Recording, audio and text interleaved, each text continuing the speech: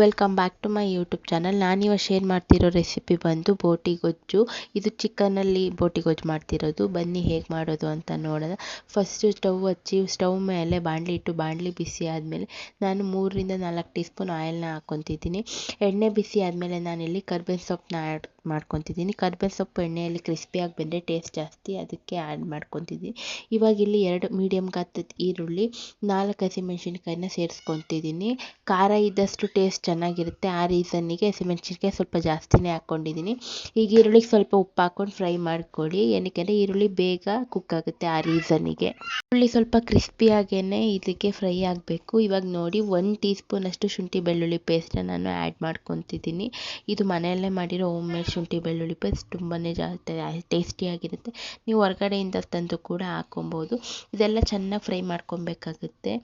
ನೋಡಿ ನಾನಿಲ್ಲಿ ಫ್ರೈ ಮಾಡ್ಕೊತಿದ್ದೀನಿ ಅಲ್ವಾ, ಹಾಗೆ ಈರುಳ್ಳಿ ಸ್ವಲ್ಪ ಕ್ರಿಸ್ಪಿ ಆದರೆ ಟೇಸ್ಟ್ ಜಾಸ್ತಿ. ಇಲ್ಲಿ ನೋಡಿ ನಾನು 1 ಕೋಳಿದು ತೊಗೊಂಡಿದ್ದೀನಿ. ಅದು ಯೆಲ್ಲೋ ಕಲರ್ ಇರೋದು ಮೊಟ್ಟೆ ಪಾರ್ಟ್. ಅದು ಈಗಲೇ ಹೊಡಿಯೋಕ್ಕೆ ಹೋಗಬೇಡಿ, ಸ್ವಲ್ಪ ಬೆಂದ ಮೇಲೆ ಅದನ್ನ ಪೀಸ್ ಮಾಡ್ಬೋದು. ಈಗಲೇ ಹೊಡೆದ್ರೆ ಎಲ್ಲ ಅದು ಲಿಕ್ವಿಡ್ ಥರ ಆಗಿಬಿಡುತ್ತೆ. ಆದ್ದರಿಂದ ನೋಡಿ ನಾನಿಲ್ಲಿ ಸ್ವಲ್ಪ ಅರಿಶಿನ ಪುಡಿ ಸೇರಿಸ್ಕೊತಿದ್ದೀನಿ. ಒಂದು ಸ್ವಲ್ಪ ನಾನಿಲ್ಲಿ ಗರಂ ಮಸಾಲಾನ ಸೇರಿಸ್ಕೊಂಡು ಚೆನ್ನಾಗಿ ಮಿಕ್ಸ್ ಮಾಡ್ಕೊಬೇಕಾಗುತ್ತೆ. ಹಾಗೆ ಸ್ವಲ್ಪ ಚಿಕನ್ ಮಸಾಲ ಪುಡಿನೂ ನೀವು ಆ್ಯಡ್ ಮಾಡ್ಕೊಬೇಕಾಗುತ್ತೆ. ಈ ಚಿಕನ್ ಮಸಾಲ ಹಾಕೋದ್ರಿಂದ ಬೇರೆ ಲೆವೆಲಲ್ಲಿ ಟೇಸ್ಟ್ ಇರುತ್ತೆ ಅಂತಲೇ ಹೇಳ್ಬೋದು. ಈಗೆಲ್ಲನೂ ಹಾಕಿ ಚೆನ್ನಾಗಿ ಮಿಕ್ಸ್ ಮಾಡ್ಕೊಳ್ಳಿ.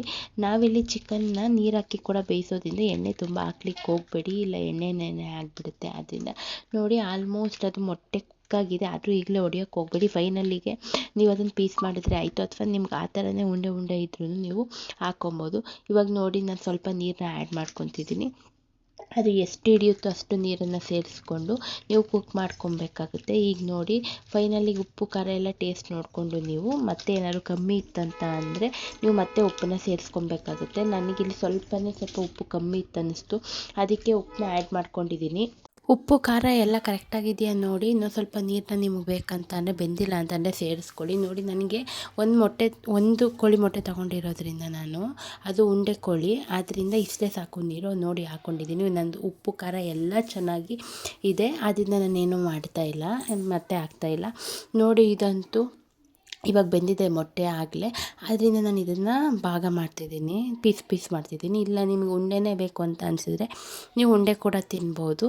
ಕೆಲವರು ಇರಿಟೇಟ್ ಆಗ್ತಾರೆ ಅದು ಉಂಡೆ ಇರೋದ್ರಿಂದ, ಆದ್ದರಿಂದ ನಾನು ಪೀಸ್ ಮಾಡ್ತಿದ್ದೀನಿ ಅಷ್ಟೇ. ಇಲ್ಲ ನಿಮ್ಗೆ ಉಂಡೆನೇ ಬೇಕಂತ ಅಂದರೆ ನೀವು ಉಂಡೆನೇ ಇಟ್ಕೊಬೋದು. ನೋಡಿ ಆಲ್ಮೋಸ್ಟ್ ನೀರೆಲ್ಲ ಡ್ರೈ ಆಗಿದೆ, ತುಂಬಾ ಟೇಸ್ಟಾಗಿರುತ್ತೆ ಅಂತಲೇ ಹೇಳ್ಬೋದು.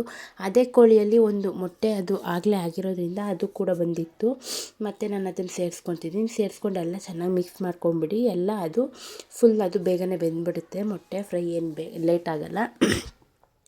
ಈಗ ನೋಡಿ ನಾನು ಎಲ್ಲನೂ ಮಿಕ್ಸ್ ಮಾಡ್ತಾಯಿದ್ದೀನಿ. ಇದು ಮಿಕ್ಸ್ ಮಾಡಿದ್ಮೇಲೆ ಸ್ವಲ್ಪ ಕೊತ್ತಂಬರಿ ಸೊಪ್ಪು ಮೇಲ್ಗಡೆ ನಿಂಬೆಹಣ್ಣು ರಸನ ಹಿಂಡ್ಕೊಳ್ಳಿ. ಅದೆರಡು ಕ್ಲಿಪ್ಪು ಮಿಸ್ ಆಗಿಬಿಟ್ಟಿದೆ, ಅದು ಹಾಕ್ಕೊಳಕ್ಕಾಗಿಲ್ಲ. ಆಲ್ಮೋಸ್ಟ್ ಇದು ಕುಕ್ ಆಗ್ತಿದೆ ನೋಡಿ, ತುಂಬಾ ಟೇಸ್ಟಾಗಿರುತ್ತೆ, ತುಂಬ ರುಚಿಯಾಗಿ ಕೂಡ ಇರುತ್ತೆ. ಮನೆಯವರೆಲ್ಲ ಇಷ್ಟಪಟ್ಟು ತಿಂತಾರೆ. ಒಳ್ಳೆ ಸೈಡ್ ಡಿಶ್ ಅಂದರೆ ತಪ್ಪೇ ಆಗೋಲ್ಲ. ಈವ್ನಿಂಗ್ ಟೈಮ್ ಮಕ್ಕಳೇನಾದ್ರು ಕೇಳ್ತಿರ್ಬೇಕಾದ್ರೆ ಇದು ಮಾಡಿಕೊಡಿ, ತುಂಬಾ ಇಷ್ಟಪಟ್ಟು ತಿಂತಾರೆ. ಇದೇ ಥರದ ಹೆಚ್ಚಿನ ಫುಡ್ ಕಂಟೆಂಟ್ಗಾಗಿ ನನ್ನ ಚಾನಲ್ನ ಸಬ್ಸ್ಕ್ರೈಬ್ ಮಾಡ್ಕೊಳ್ಳಿ. Thank you for watching. ಈ ವಿಡಿಯೋ ಇಷ್ಟ ಆದರೆ ಲೈಕ್ ಮಾಡಿ, ಶೇರ್ ಮಾಡಿ, ಕಮೆಂಟ್ ಮಾಡಿ.